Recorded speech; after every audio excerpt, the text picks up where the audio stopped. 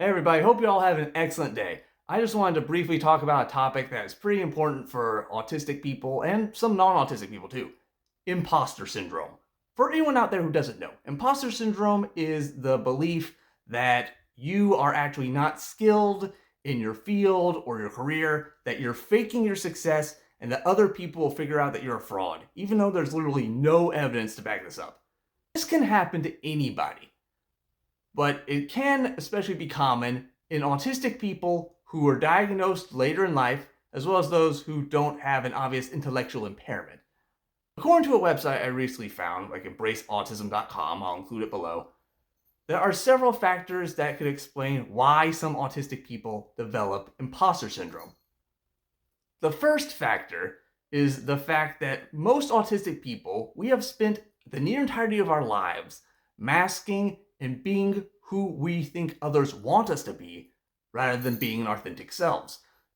So when we get an autism diagnosis, sometimes we just can't wrap our brains around that because we've put so much energy projecting an image that we think, oh no, this is actually me. Autism isn't right for me. That's not what I am. This image is what I am, even though that's not true.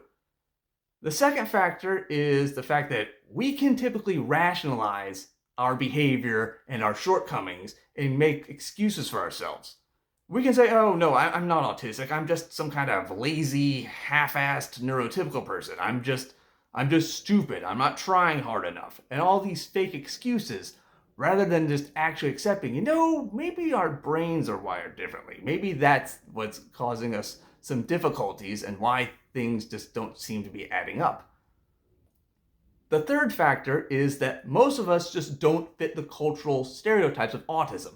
Like here in Western culture, the stereotypes of autism that are portrayed in the media are typically of cisgender white dudes who are socially awkward and savants, or nonverbal children, typically white male nonverbal children.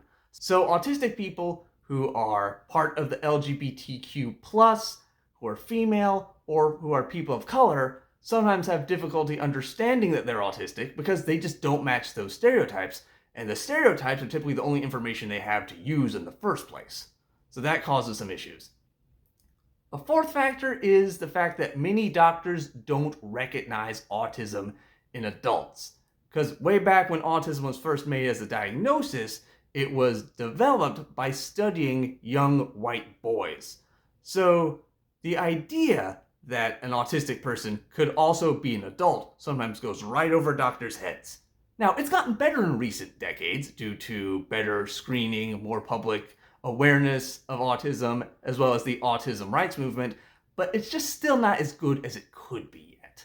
Hopefully it'll get better soon. Now, the fifth factor that could explain why some autistic people have imposter syndrome is that sometimes we are told to our face that we just can't be autistic. Sometimes by doctors, and sometimes by close friends and family members who have known us for a long time. They're like, no, you're not autistic at all. No, you're not. Probably based on the misconception that autism is inherently a bad thing, which it isn't, by the way.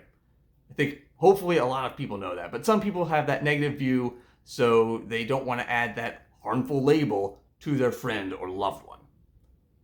Now, occasionally I've had imposter syndrome moments too.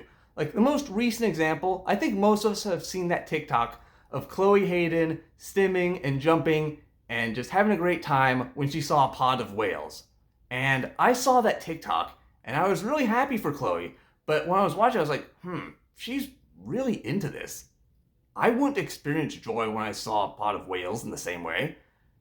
And if I can't relate to one of the most influential autistic people on the planet, am I really autistic?